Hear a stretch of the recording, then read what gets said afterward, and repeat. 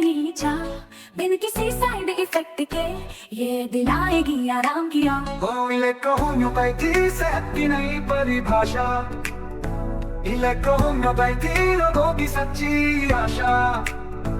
जड़ी बूटियों की शक्ति है इसमें, प्रकृति का ज्ञान छुपा है किस्म में, सटीक इलाज हो हर रोग का, बस इसके नियमों में जीवन जिए।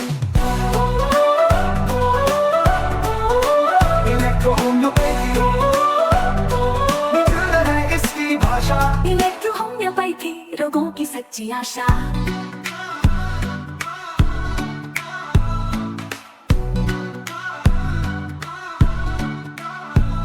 जड़ी बूटियों की शक्ति है इसमें, प्रकृति का ज्ञान छुपा है किस्म में, सटीक इलाज हो हर रोग का, बस इसके नियमों में जीवन जिए। ओ इलेक्ट्रोहोम्योपैथी नेचुरल है इसकी भाषा, इलेक्ट्रोहोम्योपैथी सच्चा इलाज है इसका दावा।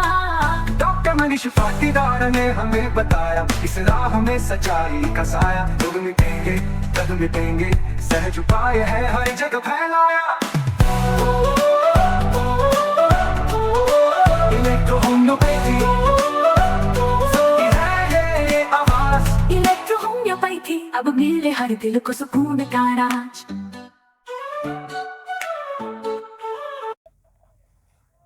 नमस्कार साथियों, मैं आपका दोस्त आपका साथी इलेक्ट्रोहोम्योपैथी चिकित्सक जितेंद्र गुर्जर आपका अपने YouTube चैनल नवजीवन इलेक्ट्रोहोम्योपैथी क्लिनिक पर हार्दिक स्वागत करता हूं। साथियों, मेरी वीडियो को आप लोग पसंद कर रहे हैं, मेरे प्रयास को आप लोग पसंद कर रहे हैं, इसके लिए मैं आप सभी का बहुत बहुत धन्यवाद करता हूं। साथियों, आज मैं एक बार फिर आपके बीच में हाजिर हूं डॉक्टर मनीष पाटीदार जी की इलेक्ट्रोहोम्योपैथी की एक नई वीडियो लेकर। जो मेरे साथी इलेक्ट्रोहोम्योपैथी चिकित्सक डॉक्टर मनीष पाटीदार जी की फैमिली का सदस्य बनना चाहते हैं और डॉक्टर मनीष पाटीदार जी की क्लास ज्वाइन करना चाहते हैं, या इलेक्ट्रोहोम्योपैथी से संबंधित कोई जानकारी चाहते हैं, तो वो मुझे 3 बजे से 5 बजे तक कॉल कर सकते हैं। साथियों, हमारा प्रयास है इलेक्ट्रोहोम्योपैथी को घर घर तक पहुंचाना, जन जन तक पहुंचाना। उसी प्रयास में हम लोग लगे हुए हैं। तो जिन साथियों ने मेरी वीडियो को लाइक किया है, शेयर किया है और चैनल को सब्सक्राइब किया है, मैं उनका धन्यवाद करता हूं। और जिन साथियों ने अभी तक चैनल को सब्सक्राइब नहीं किया है, वीडियो को देख रहे हैं, उनसे अनुरोध रहेगा कि वो हमारे चैनल को सब्सक्राइब करें। तो आइए देखते हैं इलेक्ट्रोहोम्योपैथी जानकारी से संबंधित डॉक्टर मनीष पाटीदार जी की आज की वीडियो।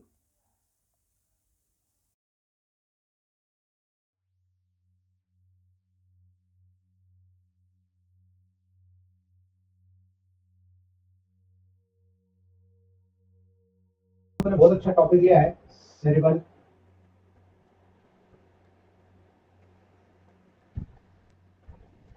पाल्सी। यानी ये एरिया जो होता है वो सेरिबल एट्रोफी। आज का जो हम पार्ट पढ़ेंगे सेरिबल एट्रोफी। याद रखना दोस्तों, सेरिबल एट्रोफी क्या होता है। आप जब किसी भी सेल को देखते हो, ये सेल है, सेल के अंदर न्यूक्लियस है ना। न्यूक्लियस किसका बना होता है? डीएनए आरएनए यानी एमिनो एसिड यानी प्रोटीन का। याद रख लेना, जब भी किसी सेल में, है ना, एट्रोफी का मतलब क्या होता है? किसी भी सेल में जो साइटोप्लाज्मिक प्रोटीन्स होते हैं उनका प्रोग्रेसिव लॉस हो जाता है दोस्तों। यानी धीरे धीरे वो लॉस की तरफ चला जाता है। यानी आप जहां पर कभी भी एट्रोफी का साइन देखेंगे, सेल का साइज रिड्यूस हो रहा है ना। इसीलिए ब्रेन एट्रोफी में क्या हो रहा है? टिश्यू का जो है डिरेंजमेंट ऑफ साइज, यानी वहां पर डिक्रीज ऑफ साइज सेल का हो रहा है दोस्तों, जो न्यूरॉन्स के कनेक्शन के बीच में। याद रखना, जब सेल का साइज कम होगा तब ब्रेन के सेल क्या? न्यूरॉन। अब न्यूरॉन के सेल का साइज कम हो रहा है तो न्यूरॉन्स के कनेक्शन के बीच में आपको लॉस नजर आएगा।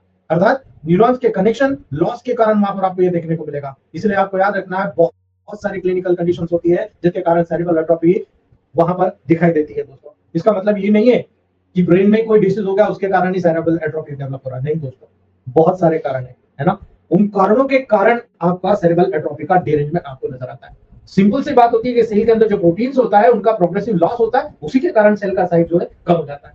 इसीलिए जब एट्रोफी को आप देखेंगे तो याद रखना, जब एट्रोफी डेवलप होगी तो कोई केवल इतनी दूर नहीं होगी, सारा एरिया जनरलाइज्ड।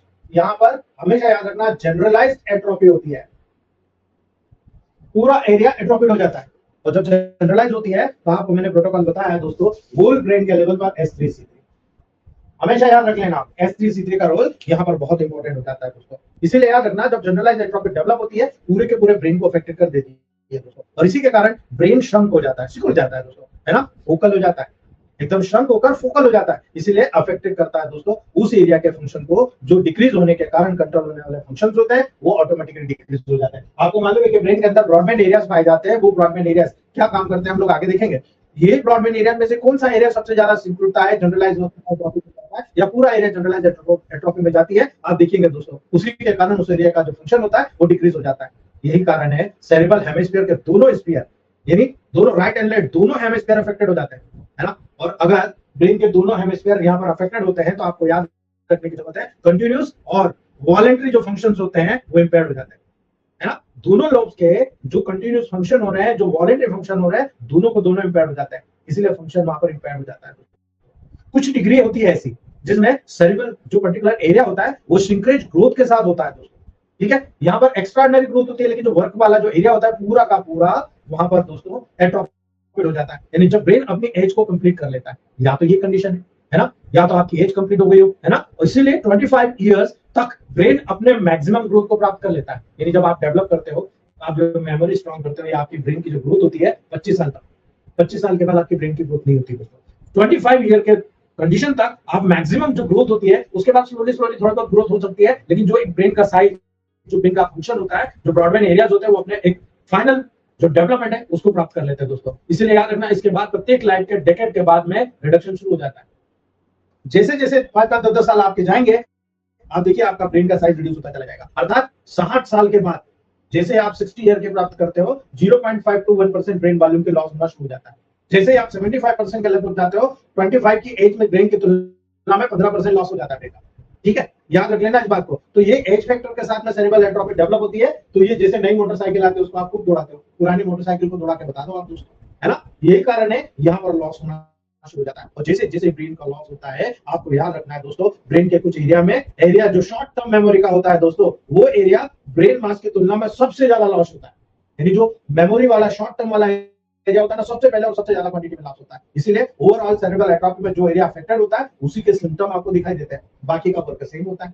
अगर बाकी का आपका ब्रेन वर्क कर रहा है तो सेम होता है, लेकिन जो एरिया सबसे ज्यादा अफेक्टेड होता है वो मेमोरी का होता है, यानी आपको भूल जाएगा सामने वाला व्यक्ति, है ना। इसलिए जब आप सिम्टम देखते हो ना, तो कई डिसीज के लेवल पर आपको नजर आता है ना। सेरेब्रल जब एट्रोफी के कॉज आप देखते हो दोस्तों, तो आपको याद रखना है डिमेंशिया सबसे पहला काम होता है, सीजर्स आना, है ना, ग्रुप्स ऑफ लैंग्वेजेस डिसऑर्डर, यानी आप जो बात करते हो वहां पर लैंग्वेजेस डिसऑर्डर हो जाता है, यानी आप यहाँ पर एफेजिया को देखते हो, डिमेंशिया को देखते हो, आप यहाँ पर डिमेंशियल एम्पायरमेंट आपको नजर आता है, यानी जो इंटेलेक्चुअल फंक्शन होते हैं जो ब्रेन के माध्यम से परफॉर्म किए जाते हैं वो वहां पर डिस्टर्ब हो जाते हैं, यानी प्रोग्रेसिव कंडीशन में इंपेयरमेंट नजर आता है। यानी आपका कोई भी एक सिस्टमिक वे में चलना चाहिए वो नहीं हो पाएगा, उसमें इंपेयरमेंट, कभी आप इधर जा रहे हो, कभी इधर जा रहे हो, कभी इधर जा रहे हो, कभी इधर जा रहे हो, है ना, पूरा इंपेयरमेंट हो जाता है। इसीलिए दोस्तों यहाँ पर सबसे पहले मेमोरी वहां पर अफेक्टेड होते हुए कैरेक्टराइज होता है, सबसे पहले मेमोरी जाती है दोस्तों, और इसके कारण सोशल फंक्शन डिस्टर्ब होना शुरू हो जाता है पेशेंट के।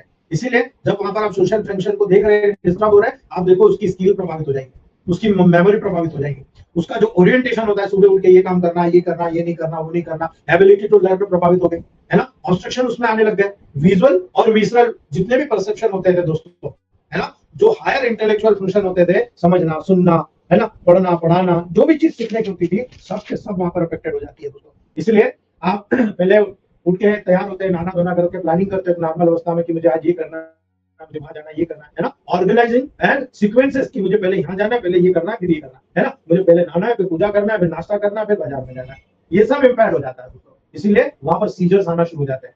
अब सीजर कई तरह के होते हैं, डिफरेंट फॉर्म में सीजर होते हैं दोस्तों। इसलिए सबसे पहला जो सिम्टम लॉस ऑफ कॉन्शियसनेस, है ना, डिसओरिएंटेशन, रिपीटेड मूवमेंट, कन्वर्शंस, ये बहुत कॉमन होता है। कोई भी काम करेगा बस रिपीटेड कर, हाथ धोने का है तो बस बार बार हाथ धो रहा है ना, याद रखना, कन्वर्शन आया तो उसको कन्वर्शन आके गिर गया, है ना, एफेजिया हो जाता है दोस्तों।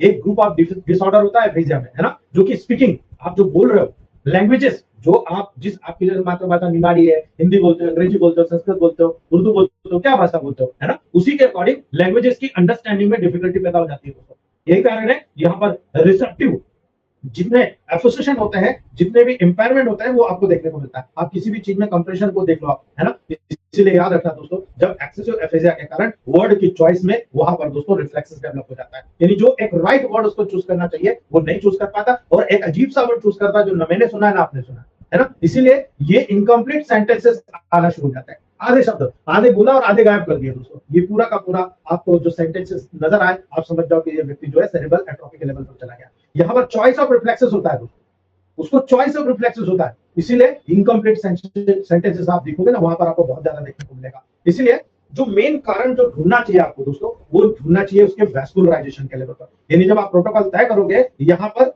ब्रेन की तरफ ब्लड का लेवल आपको देखना चाहिए। यानी सबसे पहला जो मेडिसिन सिलेक्ट होता है वो होता है S1 A1 C1 F1।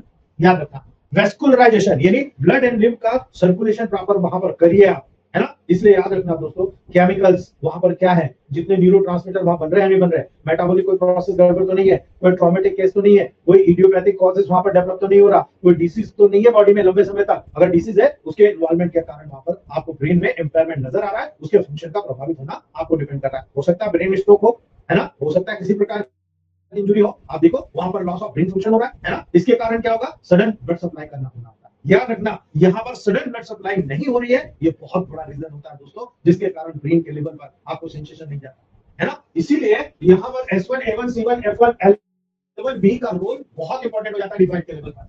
अब D5 पहला प्रोटोकॉल यहाँ पर आप निर्भर कर दीजिए कि मुझे ब्रेन की तरफ ब्लड सप्लाई को पहुंचाना है, पहला बात। दूसरी बात, आपको पता है मेन प्रोटोकॉल हमने सिलेक्ट किया था S3C3, है ना। अब दूसरा प्रोटोकॉल, यहाँ सेंसेशन ही नहीं जा रहा, है ना। अब सेंसेशन का स्टिमुलेशन किसके माध्यम से करोगे आप, D4 या D5 आप यहाँ पर चला दीजिए दोस्तों। ये बहुत ब्रिलियंटली सेंसेशन आपको यहाँ पर बताएगा। S3C3 आ रही, अब मुझे बोलने की जरूरत नहीं, आप लोगों को पता है S3C3 आ रही क्यों। S3 का सीधा संबंध सेंसेशन पर होता है ना। इसलिए याद रखना, जब कभी ट्रॉमेटिक ब्रेन इंजरी होता है, इसके यूज के कारण कई बार कार्टिकोस्टेरॉइड बहुत ज्यादा दी जाती है ना। तो हो सकता है कोई डिजीज या डिसऑर्डर हो, कार्टिकोस्टेरॉइड के कारण प्रॉब्लम आ गई हो, है ना। वहां पर हाइपोक्सिया डेवलप हो गया हो, ऑक्सीजन नहीं मिली हो प्रॉपर ब्रेन में, आप एल्कोहलिज्म को देख लो, हो सकता है एल्कोहलिज्म में बहुत ज्यादा एल्कोहल लिया हो, सेरिब्रल पाल्सी उसको हुई हो सकता है पूर्व में उसको कोई मेजर डिसीज हो तो कीमोथेरेपी या रेडिएशन थेरेपी दी हो। कई बार वहां पर आप देखते हो सेनाइल डिमेंशिया डेवलप होता है ना, वहां पर फ्रंट टेम्पोरल डिमेंशिया डेवलप होता है, यहाँ पर वैस्कुलर डिसीजेज डेवलप होती है, अर्थात यहाँ पर टॉक्सिक लेवल पर जो प्रोटीन्स होता है वहां पर डेवलप होता है, एक पूरा टॉक्सिक प्रोटीन का प्रॉब्लम वहां पर डेवलप हो चुका है। और ये कारण होता है कई बार पिक डिसीज होती है, पिक डिसीज में नर्व सेल ही डैमेज हो जाती है ना, नर्व के रिलेटेड पिक डिसीज होती है, उसमें नर्व सेल का डैमेज होना होता है। ये बहुत कॉमन कारण है दोस्तों, जो आजकल की जो डिसीजेस हैं उनमें सबसे कॉमन रूप में नर्व के लेवल पर न्यूरोलॉजिकल जो एट्रोफीज है बहुत कॉमन दिखाई देती है दोस्तों। आप देखिए, अगर आपको क्रैप्स डिसीज होती है ना, क्रैप्स डिसीज में क्या होता है, एक्सोन को कवर करने वाली जो माइलिन शीट होता है वो पूर्ण रूप से डैमेज हो जाती है, और इसीलिए मल्टीपल स्क्लेरोसिस डेवलप होता है ना। और जो मल्टीपल स्क्लेरोसिस डेवलप होता है तो सेरेब्रल टिश्यू में इन्फ्लेमेशन होकर दोस्तों नर्वाइन टिश्यू का डैमेज होना होता है, पूरा सेल डैमेज, एक्सोन डैमेज, पूरा नर्वाइन टिश्यू का डैमेज हो जाता है दोस्तों, है ना। इसीलिए कई बार एपिलेप्सी के लेवल पर आप चले जाओ, अगर किसी को एपिलेप्सी आती है, एपिलेप्सी के लगातार सीजर्स आते हैं, उसके आने के कारण भी एनोक्सिया डेवलप होता है दोस्तों, एनोरेक्सिया नर्वोसा, यानी भूख ही नहीं लगती, है ना। पेशेंट ये सोचता है कि यार मैं कुछ खा लूंगा कुछ हो जाएगा, वो खाना ही बंद कर देता है ना। वहां पर अदर ईटिंग डिसऑर्डर, यानी मान लो कुछ लोग ऐसे होते हैं उनके पास होते हुए भी नहीं खाते, और कुछ ऐसे होते हैं नहीं होते बेचारे तरसते रह जाते हैं, है ना। तो यहाँ पर माल न्यूट्रिशन होता है। आप टाइप 2 डायबिटीज के लेवल को देख लो, है ना, ये बाइपोलर डिसऑर्डर को देख लो, साइजोफ्रेनिया के कंडीशन को देख लो, माइटोकॉन्ड्रियल मायोपैथीज को देख लो, यानी सेल के लेवल पर अगर प्रोटीन्स के लेवल पर माइटोकॉन्ड्रिया का डिफेक्शन है, आप मान के चलिए प्रॉब्लम डेवलप हो जाएगी। 25 ईयर में ब्रेन जो होता है कंप्लीट एज फैक्टर के कारण वहां पर नजर आता है दोस्तों, ठीक है। याद रखना, कंप्लीट ग्रोथ कर लेता है, लेकिन जैसे जैसे एज बढ़ती है ना, 0.5 से 1% जो होता है आपका ब्रेन का रिडक्शन शुरू हो जाता है। इसलिए जो भी करना है बिफोर 50 ईयर कर लेना आप, है ना। याद रखना, पोस्टीरियर कॉर्टिकल एट्रोफी सबसे कॉमन हो गई आजकल, है ना। यूजुअली कॉर्टेक्स में किसी प्रकार का, यहाँ पर कॉर्टेक्स में किसी प्रकार का अगर डैमेज हो गया, है ना, यहाँ पर जो न्यूरोविजन में डिजनरेशन हो रहा है, यानी यहाँ की जो नर्व होती है इस न्यूरोविजन के लेवल पर डिजनरेट होता है, सबसे पहले विजुअल एक्टिविटी का लॉस होता है, यानी आपके आंखों से दिखना कम हो जाता है ना। मल्टीपल लोकेशन दिखाई नहीं देता, आप देखो आपको कई जगह देखना है वो आप देख नहीं पा रहे हो, है ना। विजुअल यहाँ पर डिसअपॉइंटमेंट आपको नजर आ रहा है, और जब विजुअल डिसअपॉइंटमेंट नजर आता है ना, तो याद रखना इन्फेक्शन से न्यूरॉन्स का लेवल डैमेज होना शुरू हो जाता है ना। आपको याद रखना, encephalitis, AIDS, acute inflammatory disease of brain, neurosyphilis, ये बहुत कॉमन कंडीशन है, यानी सेक्सुअल ट्रांसमिटेड डिसीज है जो ट्रिपेनोमा पैलिडम जो बैक्टीरिया होता है उसके कारण सिफिलिस होती है, उसके कारण अगर किसी प्रकार का इम्यून सिस्टम की डिसीज डेवलप हो जाती है वहां पर आपको देखने को मिलता है। आजकल तो क्या हो रहा है, ड्रग इंड्यूस्ड एटोपिक बहुत कॉमन रूप से देखने को मिल रही है। यदि पेशेंट प्रॉपर्ली वहां पर यूज नहीं कर पा रहे हैं, अगर मेडिसिन ज्यादा से ज्यादा यूज की जाती है, पेन किलर ज्यादा से ज्यादा यूज की जाती है, कार्टिकोस्टेरॉइड ज्यादा से ज्यादा यूज की जाती है, आप मान के चलिए कॉम्प्लिकेशन देखने को मिल जाता है। इसलिए आपको याद रखना है दोस्तों, डायग्नोसिस जो होता है ना एनएफएल सीएसएफ एग्जामिनेशन के लेवल पर होता है ना। प्रोटीन ऐसे होते हैं जिसको डायग्नोसिस में यूज करते हैं दोस्तों। आप सीटी स्कैन एमआरआई करा लो, सारी चीज आपको नजर आ जाती है। ठीक है, तो याद रखना 2 प्रोटोकॉल मैंने आपको बता दिए। तीसरा प्रोटोकॉल होता है दोस्तों जो यहाँ पर बहुत इंपॉर्टेंट,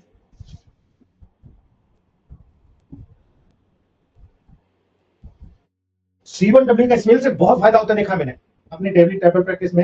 मेरे करीब 23-24 पेशेंट सेरेब्रल एट्रोफी के चल रहे हैं, जिसमें मैंने बहुत बेनिफिट देखा C1W का स्मेल का, बहुत जबरदस्त रिजल्ट मिलता है दोस्तों। आप यहाँ पर अगर सपोर्ट करना चाहते हैं मल्टीविटामिन 1 एंड 2 साइमल्टेनियसली चला दीजिए। हेड ऑयल, अब आप देखिए यहाँ पर सेरेब्रल एट्रोफी है और हेड ऑयल में आप याद रखिएगा A2, F2, C5, WE और RE। मैं कहूंगा ये आप यहां पर दीजिएगा दोस्तों।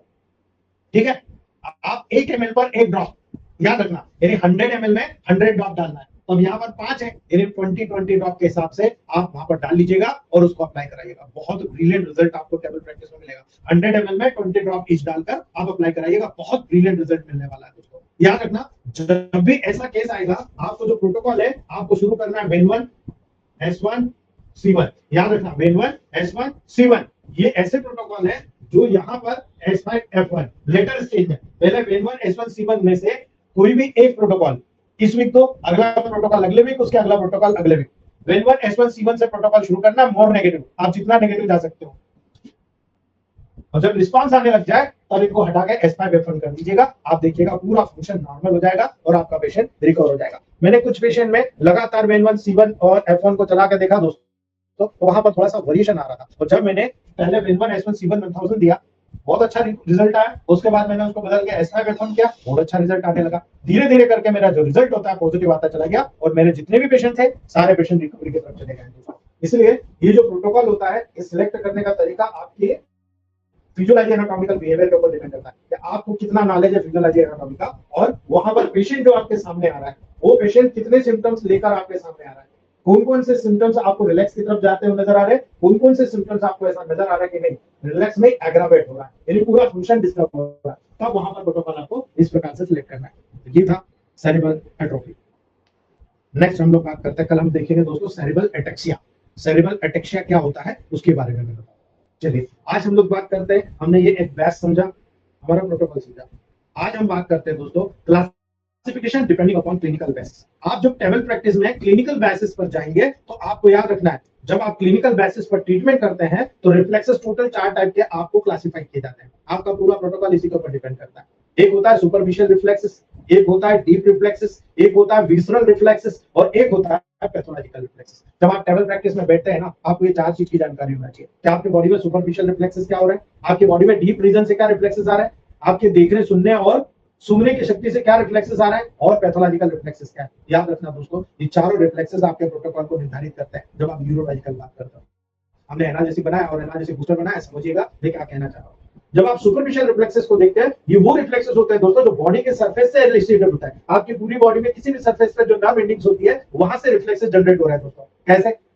आप कॉर्निया में देख रहे हो ना, cornea conjunctiva of eye ball है ना, आपकी कॉर्निया में आपकी कंजक्टिवा जो आई बॉल के वहां पर अगर मान लो कंजक्टिवाइटिस होती है तो कितनी खुजली आती है, आप रो पाते हो, आंखों को मसलते रहते हो, है ना। कॉर्निया और कंजक्टिवा की आई बॉल जो होती है ये सुपरफिशियल रिफ्लेक्सेस जनरेट करता है ना। म्यूकस मेम्ब्रेन रिफ्लेक्सेस, आपकी बॉडी में जहां जहां पर भी म्यूकस मेम्ब्रेन पाई जाती है वो म्यूकस मेम्ब्रेन रिफ्लेक्सेस पैदा करती है दोस्तों। ये सुपरफिशियल रिफ्लेक्सेस है ना। किसी भी ऑर्गन में म्यूकस मेम्ब्रेन वहां पर सुपरफिशियली आपको रिफ्लेक्सेस देगा, वो सुपरफिशियल रिफ्लेक्सेस कहलाएगा। तीसरा स्किन, ये पूरी बॉडी में सबसे बड़ा ऑर्गन होता है स्किन, और ये क्यूटेनियस रिफ्लेक्सेस दर्शाता है। यानी स्किन के ऊपर जो नर्व एंडिंग्स होती है वो यहाँ पर रिफ्लेक्सेस जनरेट करता है, ये स्किन यानी क्यूटेनियस रिफ्लेक्सेस के रूप में देखा जाता है। दोस्तों याद रखना, ये बहुत इंपॉर्टेंट चैप्टर है जो आपका प्रोटोकॉल तय करता है।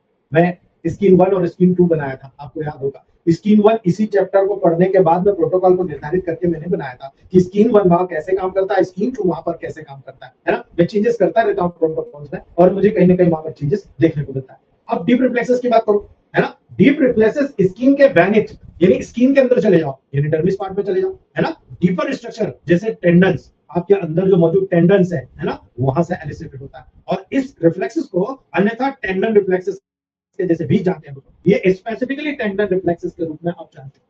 अगर आप ये जान रहे हो तो आपको याद रखने की जरूरत है दोस्तों, जब भी आप सुपरफिशियल रिफ्लेक्सेस की बात करते हो, S3 C3 S5 C5, आप ये दो चीजें याद रखते हो। आप कहते हो ये सुपरफिशियल है, ये डीप में, बिल्कुल करेक्ट है, लेकिन याद रखना सुपरफिशियल में ब्लड सर्कुलेशन नहीं होता, सुपरफिशियल में ब्लड सर्कुलेशन नहीं होता, और डीप में ब्लड सर्कुलेशन होता है।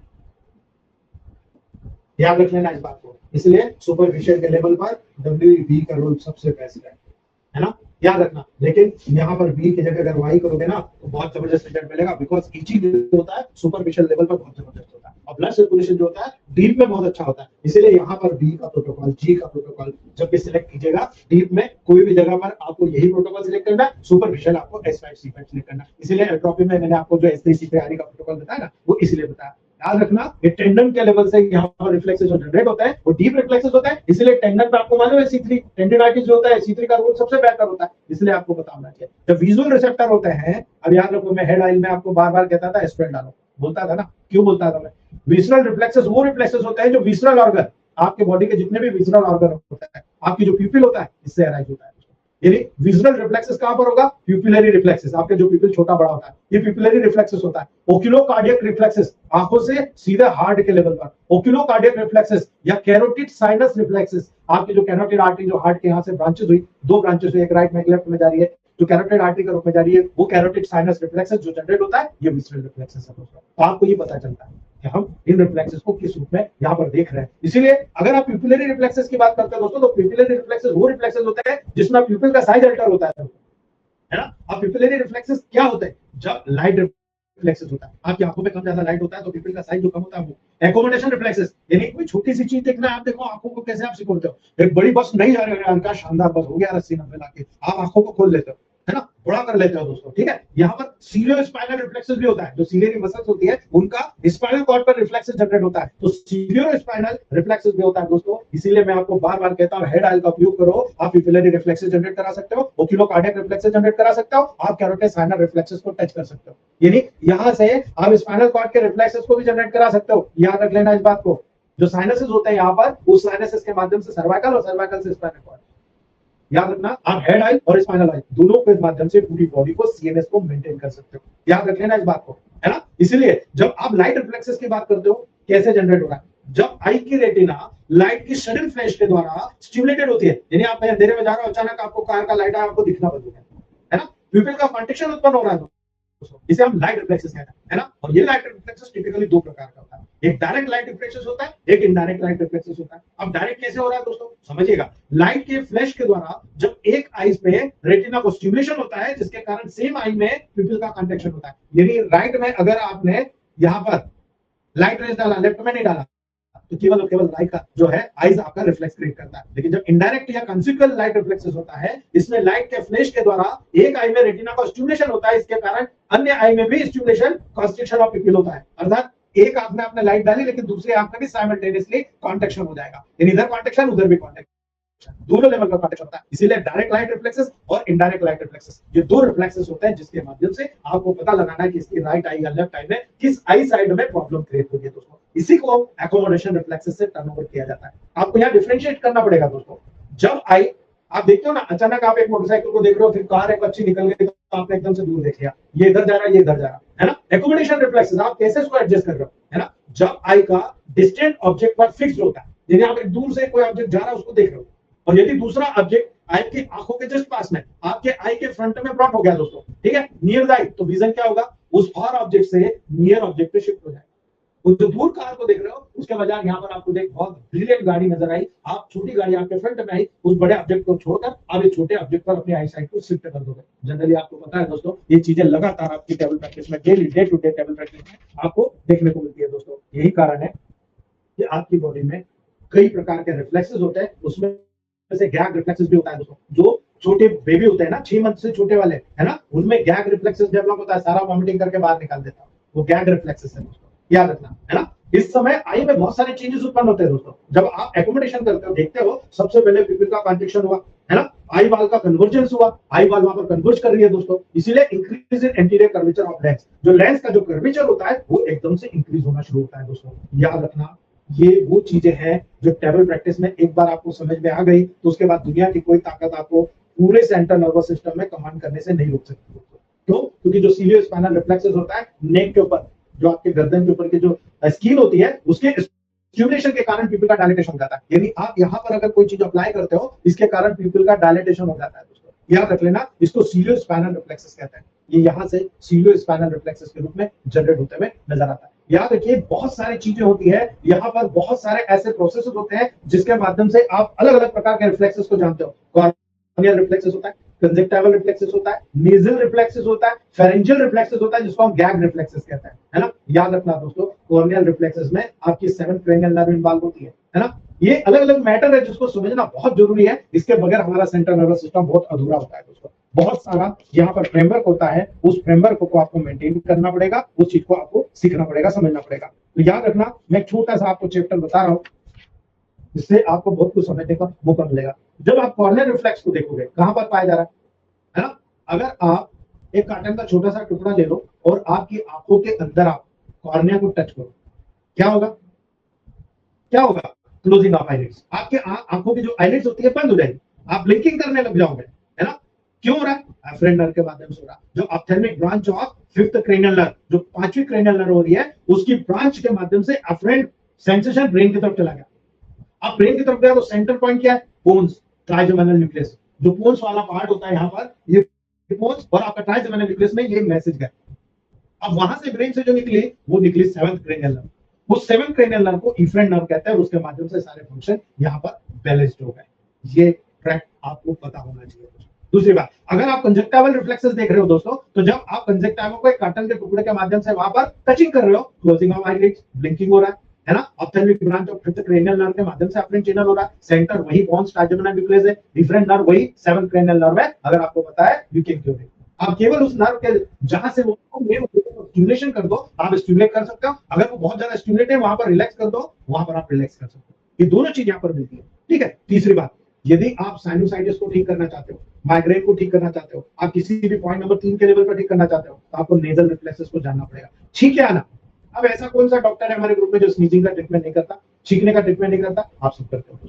नेजल रिफ्लेक्सेस स्नीजिंग रिफ्लेक्सेस कहलाता है दोस्तों। जो नेजल म्यूकोसा मेम्ब्रेन के लेवल पर आप किसी भी कॉटन के टुकड़े, हम कई बार मस्ती करने में क्या करते हैं, कॉटन के टुकड़े को लंबा कर लेते हैं और नाक में कोई सोया रहता है, नाक में डालते हैं, है ना, उसको छींके आना शुरू हो जाती है, स्नीजिंग आ जाती है दोस्तों, है ना। ये 5th क्रेनियल नर्व के माध्यम से, अफरेंट नर्व के माध्यम से ब्रेन में गया message. Medulla, nucleus, tractus solitarius, वहां पर इनका पूरा सेंटर होता है दोस्तों, है ना। और जब सेंटर है तो आप सोचो यहाँ पर 5th, 7th, 9th, 10th cranial nerve efferent nerve के माध्यम से काम करेगी और उसको बैलेंस करेगी। यानी एक साथ देखिए, 5th, 7th, 9th, 10th cranial nerve एक साथ एक्टिवेट हुई और एक्टिवेट होकर एक साथ वहां पर बैलेंस करने का काम करेगी। ये आपको मुझे पता है ना। अब आप सोचिए, मैं स्मेल थेरेपी क्यों कहता हूं आपको? इसीलिए कहता हूं कि सबसे बड़ा ट्रैप जो दरवाजा होता है ब्रेन का, नोज ही होता है, और नोज के माध्यम से हम यहाँ पर प्रॉम्प्ट काम कर रहे हैं दोस्तों स्मेल के जरिए। अभी मैं डिस्टिल वाटर बेस आपको बनाना बताऊंगा कि आप नेजल ड्रॉप बनाइए, आपके बॉडी के किस ऑर्गन के लेवल पर टच करना चाहते हैं मैं आपको करवा सकता हूँ, मैं बता सकता हूँ। आगे बताने वाला हूँ आप लोगों को 5 तरह की नेजल ड्रॉप बताने वाला हूँ, यहाँ से यहाँ तक, यहाँ से यहाँ तक, यहाँ से यहाँ तक और यहाँ से यहाँ तक और फिर लेग्स तक। आप याद रखिएगा, जब उन 5 ड्रॉप पे काम करोगे आपको बहुत अच्छे रिजल्ट मिलेंगे। मैं 3 महीने से काम कर रहा हूँ और मुझे लगभग 80% इंप्रूवमेंट मेरे को देखने को मिल गया, रेशियो भी सेट हो रहा है और बहुत अच्छे रिजल्ट मुझे मिल रहा है दोस्तों, ठीक है। याद रखना, साइनोसाइड स्नीजिंग जैसी कंडीशन है ना, जितने भी मॉडर्न साइंस के नेजल ड्रॉप है उसको टक्कर दे रहा है हमारा डिस्टिल वाटर बेस्ड डाइल्यूशन, है ना। इसीलिए हमने फेरेंजियल रिफ्लेक्सेस की बात करना है। गैप रिफ्लेक्सेस, बच्चा आया, दूध पिलाया, मैंने उसको ऊपर रखा लेकिन दूध की उल्टी कर दी, है ना। अगर आप कई बार क्या होता है, बार बार कुछ चीज आपने अजीब सा कर लिया, आपको बहुत तकलीफ हो रही है, आप वहां पर उंगलियों को डालकर जीवान के ऊपर टच करते हो, आपके तालू में टच करते हो और सारा वोमिट कर देते हो। Touching roof of mouth, back of tongue, जूला, टॉन्सिल्स और back of throat, pharynx with a wisp of cotton और एनी अदर ऑब्जेक्ट। आप कॉटन से टच कर लो या हाथ से टच कर लो। आप देखते हो इस कंडीशन में क्या हो रहा है, एलिवेशन ऑफ सॉफ्ट प्लेट। जो सॉफ्ट प्लेट होती है वो एलिवेट हो जाती है ना, और रेचिंग साउंड आता है, अर्थात strong involuntary effort to vomit और गैजिंग, ओपनिंग ऑफ माउथ, ठीक है। यहाँ पर अंदर से स्टमक से गैजिंग रिफ्लेक्सेस डेवलप होता है, जो भी मटेरियल होता है सारा ओपन होकर एलिवेट होकर सब बाहर निकल जाता है ना। 9th क्रेनियल नर्व यहाँ पर एफरेंट नर्व होता है। याद रखना, नाइन्थ क्रेनियल नर्व यहाँ पर एफरेंट नर्व होती है, इसका मेन सेंटर रहेगा न्यूक्लियस और टेक्टस सॉलिडेरियस। जो हमने नेजल रिफ्लेक्सेस के लेवल पर देखा वही फेरेंजियल रिफ्लेक्सेस के लेवल पर भी सेंटर पॉइंट है ना। लेकिन यहाँ पर नाइन्थ क्रेनियल नर्व एफरेंट है, तो यहाँ पर 10th क्रेनियल नर्व सीधा इफरेंट नर्व के लेवल पर काम करता है।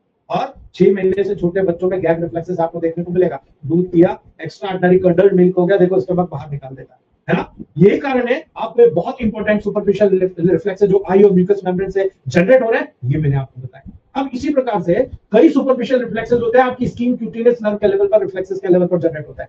आपको याद रखना है, ये है आपका स्केपुला, जो शोल्डर के पीछे जो शोल्डर ब्लेड नजर आती है ना उभरी हुई, ये जो है स्कैपुलर रिफ्लेक्सेस। याद रखना दोस्तों, जब कभी आप किसी चीज को स्ट्रोकिंग करते हो स्किन के ऊपर, कहां पर, इंटरस्कैपुलर रीजन में, तब क्या होता है, contraction of scapular muscles and driving into scapula, of scapula. यानी यहाँ पर जब स्कैपुला के ऊपर आप हल्का सा टच करते हो, कोई चीज को ठोकते हो दोस्तों, तो वहां पर एकदम से उसमें स्पाज्म जैसी कंडीशन डेवलप होती है। यानी यहाँ पर सुपर स्कैपुलर नर्व के रूप में एफरेंट नर्व का मैसेज ब्रेन तक है।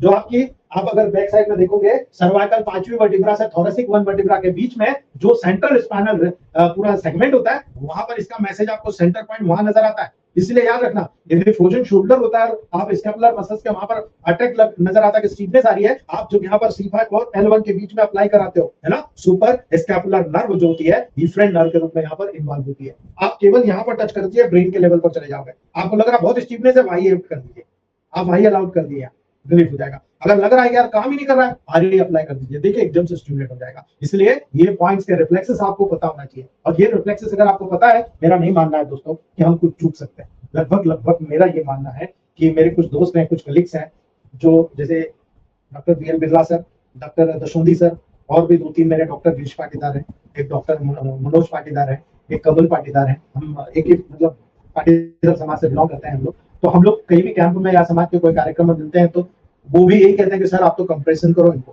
कोई भी हम लोग निःशुल्क चिकित्सा करते हैं, कैंप लगाते हैं शादी ब्याह के इसमें, तो हम लोगों के पास कभी कोई पेशेंट आता है तो हमारी गाड़ी में हम लोग सारी किट रखते हैं, और उस किट के लेवल पर हम उनको फ्री में वहां पर चिकित्सा करते हैं, कंप्रेस करते हैं, नेबुलाइज करते हैं, यानी कि स्मेल देते हैं, आप पर्टिकुलर जो भी चीज अवेलेबल है हमारे पास वो हम जितना कर सकते हैं उतना करते हैं। तो वहां पर वो कहते हैं कि आप केवल ये कंप्रेस करो, हमको सीखने को मिलता है ना। तो बॉडी के किसी लेवल पर भी पेन होता है, हम तुरंत कंप्रेस करते हैं दोस्तों। याद रखना, यहाँ पर सबसे ज्यादा आपको मालूम है कि शादी ब्याह में कोई गया है तो आपको देखने को मिलेगा उड़म धुड़म को खाते हैं, कोई मिठाई खा रहे, कभी रोटी खा रहे, कभी जलेबी खा रहे, फिर बाद में आलू पेटीज भी खा लिया, पानी पता था, सारे रस आ गया मुंह में, है ना, तमाम चीजें दबा के खाता और घर जाकर बाप रे खतरनाक पेट दुख रहा है। अपर एब्डोमिनल रिफ्लेक्सेस, याद रखना, इसीलिए 3 प्रोटोकॉल बनता है, upper abdominal reflexes, middle abdominal reflexes and lower abdominal reflexes.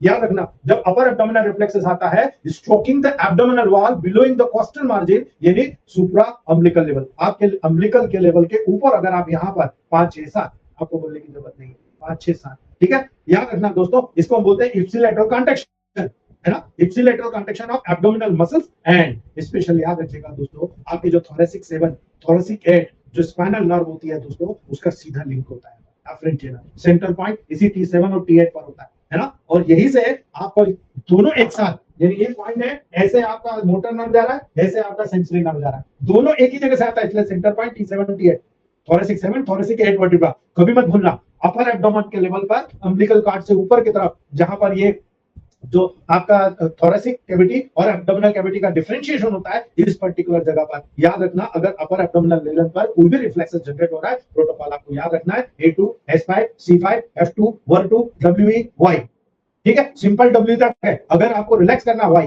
आप जरूर दीजिएगा दोस्तों, और स्प्रे करवा दीजिएगा या कंप्रेस कर दीजिएगा, 15 मिनट के अंदर रिजल्ट आता है। अगर आपको यहाँ नहीं करना है, आप सीधे T7, T8 पे चले जाइए, और आपको याद होना चाहिए कि स्पाइनल कॉर्ड पे T7, T8 कहाँ आ रहा है, बस वो T7, T8 के लेवल पर आप वहां पर अप्लाई गाढ़ा पेंट कर दीजिए। अगर स्पेशल पेंट करा जाए तो उसका कर दीजिए। यदि आपको कोई कंप्रेशन बनाना है, A2, S5, C5, F2, WR2, WE का आप कंप्रेस कर दीजिए। अगर रिलैक्स करना Y, स्टिमुलेट करना RE मिलाकर आप T7, T8, थोरेसिक 7, थोरेसिक 8 पर आप स्पाइनल नर्व के लेवल पर कंप्रेस कीजिए, देखिए रिजल्ट 15 मिनट में रिजल्ट आता है।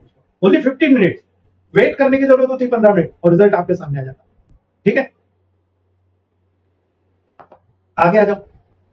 Middle abdominal reflexes, scratching the abdominal wall near umbilicus. आप अम्बिलिकस और अम्बिलिकस के चारों तरफ आप अगर स्टिमुलेट करते हो दोस्तों, ये वो एरिया है जहां पर मैं कल आपको एक प्रोटोकॉल बताने वाला हूं अम्बिलिकल कॉर्ड ऑयल का। है ना। याद रखना दोस्तों, जब आप इस रीजन पर आप वहां पर अप्लाई करते हो, इंफ्राअम्बिकुलर, याद रखना इंफ्राअम्बिलिकल लेवल पर ये नजर आता है। यहाँ पर ipsilateral contraction of abdominal muscles और movement of umbilicus towards side of stroke. किस साइड का स्ट्रोक कर रहे हो, इधर जा रहे हो तो इधर जाएगा, इधर जा रहे हो तो इधर जाएगा। इसीलिए यहाँ पर सबसे इंपॉर्टेंट होता है T9 एंड T10 स्पाइनल, है ना। सारा पॉइंट यही पर है, यानी T9 और T, जो थोरेसिक 9 और थोरेसिक 10 वर्टिब्रा होती है, यही पर अफ्रेंट, यही पर सेंटर पॉइंट, यही पर आपका इफ्रेंट नर्व, स्पाइनल नर्व पाई जाती है दोस्तों। जो ब्रेन की तरफ भी जाएगी तो यहीं से, ब्रेन से भी आएगी तो यहीं से पर्टिकुलर टारगेट ऑर्गन की तरफ जाएगी। तो यहाँ पर जो प्रोटोकॉल तय करना है वो है A2, F2, S10, C10, F2, C15, WR1, WE या WR2, WE, WY, है ना। ये बहुत ब्रिलियंट प्रोटोकॉल होता है दोस्तों, जो अम्बिलिकल कार्ड में अटैच करते हो आप देखो WR1Y डाला, 10 दर्द बल, है ना। अगर S10 C10 डाल दिया तो पूरी एब्डोमिनल कैविटी में T9 से T10 तक जितना आपको नजर आता है सारा पार्ट वहां पर स्टिमुलेट हो जाएगा और सारे पार्ट का फंक्शन आपको देखने को मिल जाएंगे। यही आपको स्पाइनल कॉर्ड पर अप्लाई कराने के कारण भी मिलेगा। लेकिन आप नीचे आ जाइए लोअर एब्डोमिनल रिफ्लेक्सेस के लेवल पर, तो ये आ गया आपका यूरिनरी ब्लैडर और पोथामल रीजन, ठीक है। जब आप यहां पर स्ट्रोक करते हो एब्डोमिनल वॉल को, अम्बिलिकल एंड इलियक लेवल यानी इंफ्रा अम्बिलिकल लेवल पर जाते हो, तो याद रखना T11 और T12 यानी थोरेसिक 11, थोरेसिक 12 और स्पाइनल नर्व, ये सब का इन्वॉल्वमेंट होता है यहाँ पर। और सेंटर पॉइंट T11 T12 पर होता है, थोरेसिक 11 थोरेसिक 12, T11 T12 और स्पाइनल नर्व ये यहाँ पर लिंक करती है। अगर आप यहाँ पर अप्लाई करते हो तो दोस्तों आप पूरे लोअर एब्डोमेन को, यानी आप pudendal nerve, sacral nerve, urinary level पर सारा लेवल आप यहाँ पर टच करते हो दोस्तों। लेकिन याद रखना ये केवल और केवल मसल्स के सुपरफिशियल लेवल पर जाता है। अगर डीप में जाना है तो थोरेसिक से लगाकर लंबर वर्टिब्रा के लेवल पर आपको जाना पड़ेगा।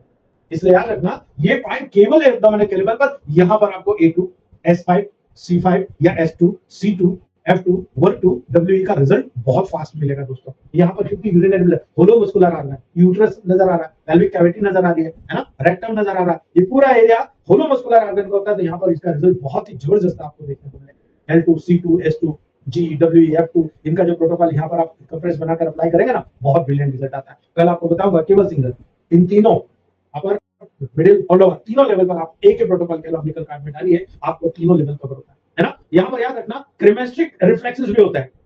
ये क्या होता है, जब आप स्किन को अपर और इनर एस्पेक्ट ऑफ थाई, आप थाई के अंदर और बिल्कुल आप हल्का हल्का हल्का स्टिमुलेट करते हो दोस्तों, तो आप देखो टेस्टिकल ऊपर आना शुरू हो जाते हैं, है ना। आप हल्का हल्का हाथ चलाते हैं ना, टेस्टिकल ऊपर आना चालू हो जाता है, यानी L1, L2 और स्पाइनल नीचे की पूरी स्पाइनल। नंबर 1 नंबर 2 वर्टिब्रा पे एफ्रेंट नर्व पाया जाता है, नंबर 1 और नंबर 2 पर ही सेंट्रल पॉइंट पाया जाता है। नंबर 1 नंबर 2 और स्पाइनल नर्व के रूप में ये इफ्रेंट नर्व पाई जाती है। अर्थात आपको अगर टेस्टिकल के ऊपर कोई प्रॉब्लम हो रही है, आपको रिफ्लेक्सेस आएगा L1 L2 पर। अगर आपने L1 L2 के लेवल पर अप्लाई किया, रिफ्लेक्सेस आएगा टेस्टिकल के लेवल पर। याद रख लेना, अगर किसी को टेस्टिकल पेन होता है, यहाँ पर सबसे ब्रिलियंट प्रोटोकॉल होता है C3/1, है ना। तो यहाँ पर आप केवल और केवल इंटरनल के साथ एक्सटर्नल भी आप नंबर 1 नंबर 2 वर्टिब्रा के लेवल पर अप्लाई करा दोगे ना, तो रिजल्ट आपके हाथ में है दोस्तों, कोई रोक नहीं सकता आपको, ठीक है। नेक्स्ट बात करते हैं ग्लूटियल रिफ्लेक्सेस, है ना। आप ग्लूटियल मैक्सिमस और ग्लूटियल माइनस, ये दो मसल्स यहाँ पर बहुत इंपॉर्टेंट होती है। यदि आप इस बैक साइड में कहीं पर भी स्ट्रोक करते हो, है ना, ग्लूटियल मसल्स का कॉन्ट्रैक्शन होता है। जो ग्लूटियल मसल्स होती है इनका कॉन्ट्रैक्शन होता है ना। ये स्पेशल इसका जो एफरेंट चैनल होता है, ये पोस्टीरियर फीमोरल क्यूटेनियस नर्व होती है दोस्तों। यानी याद रखना ये वो पोर्शन होता है जो एवोस्कुलर नेक्रोसिस के लेवल पर आपका बहुत साथ देता है दोस्तों, अगर आपको नॉलेज है तो, है ना। पोस्टीरियर फीमोरल क्यूटेनियस नर्व जो होती है L4 और S2, नंबर 4 से सैक्रल टूथ तक होती है, ये सेंट्रल पॉइंट होता है दोस्तों। यहाँ पर इंफीरियर ग्लूटियल नर्व होती है, और ये इंफीरियर ग्लूटियल नर्व पूरे जो बॉल एंड सॉकेट जॉइंट होता है यहाँ पर, हिप जॉइंट, यानी फीमर के लेवल पर, ये फीमर का हेड है, ये बॉल एंड सॉकेट आपका एसिटाबुलम वगैरह जो आपके पेल्विक रीजन पे, यहाँ पर देखिए इस प्रकार से वो मूवमेंट करना है ना। इसलिए नेक्रोसिस के लेवल पर आप एविस्कुलर नेक्रोसिस पर इस पॉइंट पर अगर आप अप्लाई करते हैं, आप पर्टिकुलर स्पाइनल कॉर्ड पर नंबर 4 से लगाकर सैक्रल 2 तक आप अप्लाई करते हैं दोस्तों, मेरा मानना है आपको दुगना रिजल्ट मिलता है। हमारे डॉक्टर पवन जायसवाल सर हमारे ग्रुप में मौजूद है 9th क्लास में, है ना। वो बहुत अच्छी तरीके से जानते हैं। उनके 5 से 6 पेशेंट वो मेरे पास लेकर आए हैं, जिसमें से एक हमारे आदरणीय मित्र हैं राजेश दुबे जी, बहुत बढ़िया काम होगा, 4 व्हीलर चला रहे हैं दोस्तों। पहले की कंडीशन नहीं थी 4 व्हीलर चलाने की, अभी 4 व्हीलर भी 24 घंटे 4 व्हीलर चलाते हैं, कोई दिक्कत उनको नहीं होगी।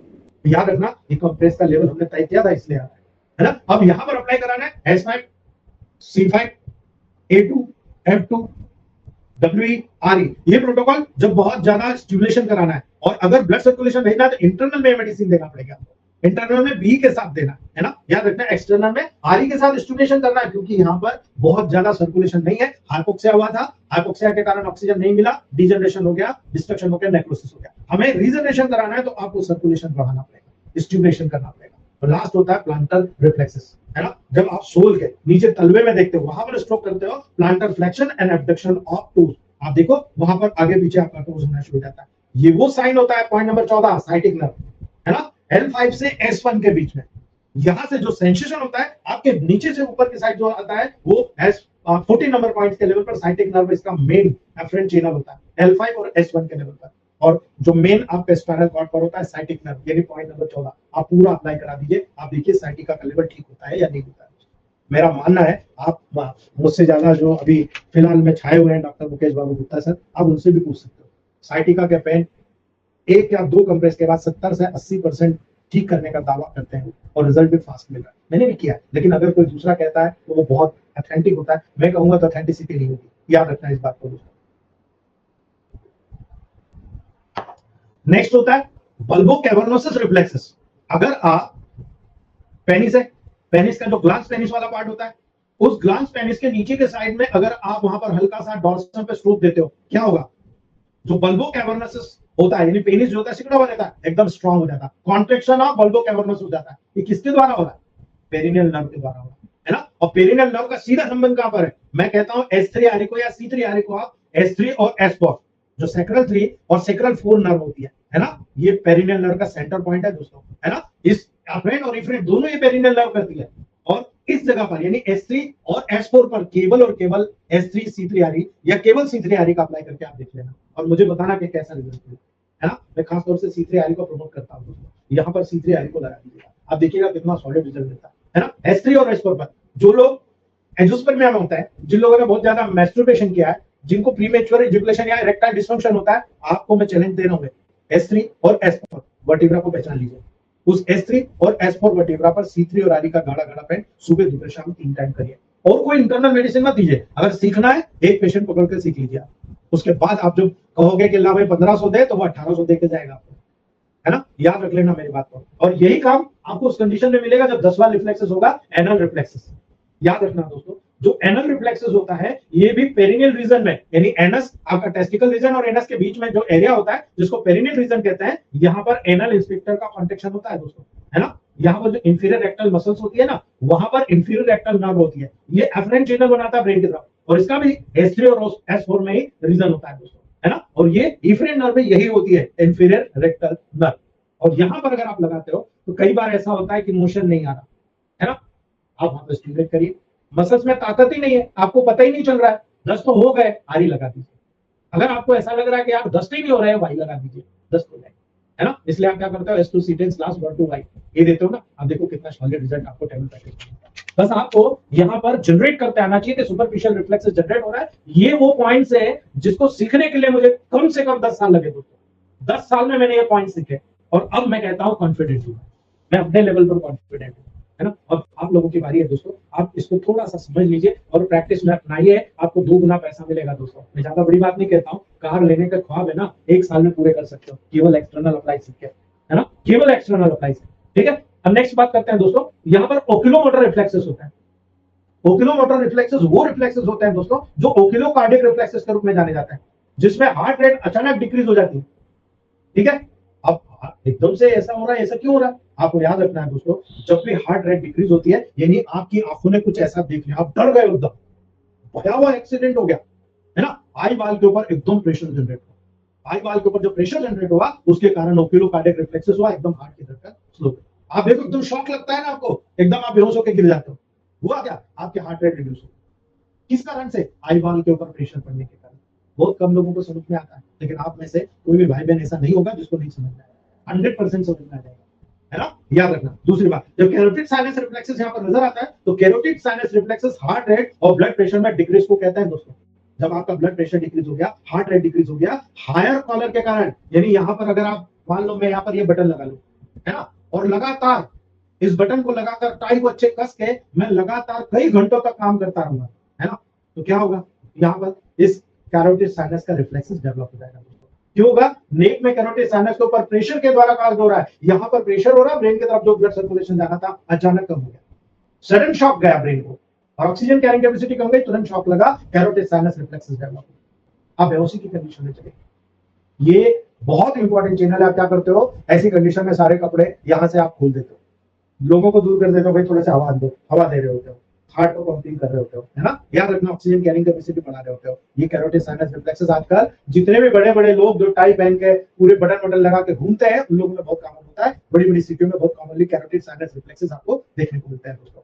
ये बहुत बड़ा रीजन होता है, और मैं आपको बता दूं ऐसे किसी भी प्रकार का जो फिट्स का रीजन होता है, यहाँ पर सबसे बेस्ट प्रोटोकॉल आपको S1W,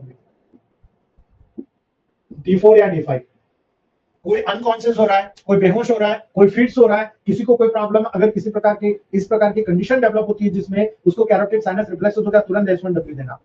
S1W आपके पास होना चाहिए। अगर आपके पास ग्लोबल्स में है, ड्रॉप में कोई दिक्कत नहीं है, एक गिलास पानी में आपको कैसे कैरेक्टर बनाना, पॉजिटिव देना 10-15 बूंद डाल दो, है ना, आपको अगर न्यूट्रल देना 10 बूंद डाल दो, आपको नेगेटिव देना 5 बूंद डाल दो, ठीक है, डालो घोलो और उसको गुड गुड करके सिप बाय सिप पिलाना चालू करो। देखो दोस्तों, पेशेंट को विद इन 10 मिनट्स, आप घड़ी में नोट कर लेना, जैसे पहले नॉर्मल था वैसे नॉर्मल कंडीशन में आ जाएगा। यदि किसी का बीपी बढ़ा हुआ हो, हाई प्रेशर का लेवल हो, केवल D5 में आप S1W दे दीजिएगा, ये न्यूट्रल कर देगा पूरी कंडीशन को। ये इमरजेंसी का सबसे टॉप ब्रांड होता है। आप D5 में बना के रखिए, डायरेक्ट उस ग्लास में आप वहां पर 5 से 10 ड्रॉप S1W का D5 डाल दीजिए। आप देखिए दोस्तों, 5 से 10 मिनट लगेगा, आप किसी भी बीपी वाले को देके देखिएगा, अपने क्लिनिक का है ना, आप ट्रायल कीजिएगा, S1W को D5 में आप उसको दे दीजिएगा, या S1W का D5 का ग्लोबल्स बनाइए, 2 ग्लोबल्स 2 ml डिस्टिल वाटर में डिसॉल्व करिए, उसको इंजेक्शन लगा दीजिए। आप देखिए तुरंत आपको वहां पर दोस्तों बीपी डाउन होता हुआ नजर आ जाएगा, इमीडिएट होता है दोस्तों, आपको ज्यादा समय लेने की जरूरत नहीं पड़ती, ठीक है। तो आज हम यही रखते हैं दोस्तों, नेक्स्ट तो हमारा पैथोलॉजिकल रिफ्लेक्सेस जो अभी स्टार्ट भी करेंगे, तो मतलब नहीं है, हम लोग उसको कल ही देखेंगे। उम्मीद करूंगा आप लोगों को बहुत कुछ अच्छी चीज मिली होगी।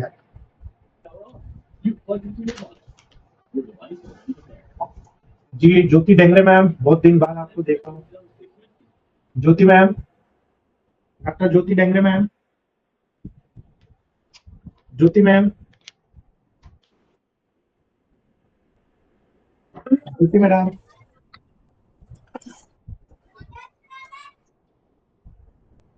Doctor Ashok sir, Ashok sir, नमस्ते सर। नमस्ते अशोक सर। ये यूरिक एसिड किसी का था 10, उसको 1.5 महीने में वो 3 तो आ गया, पर वो कह रहा मेरी यूरिक एसिड आ गया सर 3, जो आपने प्रोटोकॉल बताया। हाँ 1.5 महीने में 10 से 3 आ गया, ठीक है। तो सर वो कह रहा पेन की जा रही, इसके लिए क्या किया जाए? क्या नहीं जा रहा? पेन दर्द हो रही है, कह रहा ये उसके ना जहाँ पर उंगलों पे या उसके घुटनों पे सर उसको स्वेलिंग है थोड़ी सी बस। ठीक है ना, S6C6 वर्बन दो ना D6 में, वो दे रहा हूँ सर, उसी से तो ठीक हुआ ना, वो बहुत ज्यादा, पहले तो बहुत दुखी था सर। अगर बहुत ज्यादा पेन हो रहा है एनालिसिस दो आप उसको D7 में, बस इसी से ठीक है, ठीक है। हाँ बिल्कुल हो जाएगा। देखो हमेशा याद रखो, यूरिक एसिड वाले को एनालिसिस तो देना ही देना है ना। आप S6C6 वर्बन दे दो, S6C6 वर्बन N1Y दे दो, बहुत बढ़िया काम करेगा। अगर रोमेटिक और गाउट की प्रॉब्लम है तब वहां पर S3C3 वर्बन भी देना पड़ेगा, है ना। ठीक है, ठीक है, हाँ ठीक है, ठीक है, चलो हाँ ठीक है, thank you sir, thank you. जी Vinod sir, Vinod sir. Good evening sir, कैसे हैं सर? जी बिल्कुल बढ़िया विनोद सर। सर ये मैं कह रहा हूँ कि सेरेब्रल एट्रोफी के केस में अगर हम मल्टीविटामिन 2 में अगर C4 लगाते हैं तो मिनरलाइजेशन कैपेसिटी उसको आपको जनरल टॉनिक में देना पड़ेगा जी, आप इसमें नहीं ऐड कर सकते। क्योंकि सर मैं देखिए कई कारण होते हैं गुरुदेव कि अगर मान लो किसी को हंटिंगटन कोरिया हुआ है ना, बहुत तकलीफ हो जाएगा अगर C4 दिया तो, है ना। तो ऐसे केसेस में आप जनरल टॉनिक C4 में दे दो, मतलब वहाँ जनरल टॉनिक में C4 ऐड कर दो, बहुत शानदार रिजल्ट मिलेगा आपको। और सर फिर P1 फिर किस कहां से दे? P1 भी फिर उस जनरल टॉनिक में ऐड करना पड़ेगा फिर हमको? कर सकते हो, कोई दिक्कत नहीं। हाँ? आप C4 के साथ P1 बिल्कुल कर सकते हो, कोई दिक्कत नहीं। हाँ? और इसके संग P1 C4 भी करना पड़ेगा फिर? सर ऑलरेडी सिंथेसिस में तो है ना P1। हाँ P1 है उसमें, तो अलग से नहीं भी करेंगे तो भी चलेगा। ठीक है सर, जी ओके, थैंक यू। जी Raju sir, doctor Raju Kumar sir, Raju Kumar sir. जी सर, नमस्कार सर। नमस्ते। लेक्चर सर बहुत अच्छा लग रहा है सर। हमारी पत्नी को सर हेड में जो पेन रहता था सब तो मतलब ठीक है सर। अभी हेड ऑयल में सर तिल का तेल हम मिला करके ये कर रहे थे सर, तो सजेशन ले रहे थे सर मतलब कौन सा ऑयल लगावे सर? सर आप बादाम का तेल लोगे तो सबसे बेस्ट काम करता है। अगर आपको बहुत ज्यादा हीट है तो पैराशूट ऑयल बहुत अच्छा काम करता है। अगर आपको शूट हो जाए और ठंडा है तो फिर आप इसका आंवले का तेल ले सकते हो, बहुत बढ़िया काम करता है ना। उससे बनाते हैं बहुत शानदार रिजल्ट आता है। ठीक है जी सर, ओके सर। जी। जी Patra sir, doctor Sunil Kumar Patra sir, doctor Patra sir. जी सर, नमस्ते। नमस्ते सर। नमस्ते जी सर, आफ्टरनून क्लास से अभी सीएनएस क्लास बहुत अच्छा चल रहा है। हम तो जी। खेलते हैं अच्छे से। जी तो रिफ्लेक्स वाला हम बहुत अच्छा, बहुत अच्छा लग रहा है। अच्छा, जी थैंक यू सर। अच्छा क्लास, ये प्रैक्टिस भी बहुत अच्छा हो रहा है। जी बहुत बहुत धन्यवाद ठीक है सर। सर। जी जी doctor S K Sini Phule sir, S K Saini Phule sir.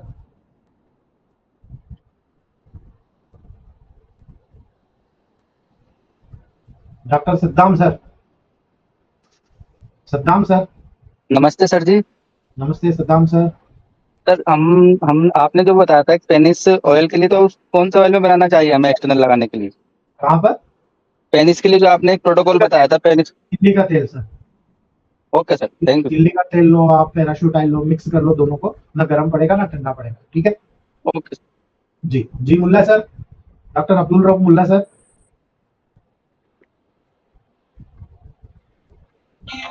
Abdul Rauf Mulla sir, good evening sir. Good evening. Sir आज का रिव्यू जबरदस्त हुआ है। इसमें तो है न्यूरो फिजिशियन भी बन गए, न्यूरो सर्जन भी बन गए। क्लास कर दी है। सर एक्चुअल में क्या होता है ना, इलेक्ट्रोमेपैथ के जो पॉइंट्स है ना वो केवल हम यहीं पर है। बराबर बराबर। जी बिल्कुल सर, ये बहुत बढ़िया रिजल्ट देता है, शानदार रिजल्ट इसके देखने को मिलता है। बिल्कुल सर, जी बहुत अच्छा लगा। जी। ये डॉक्टर सुनील अगाने जी, डॉक्टर सुनील अगाने जी।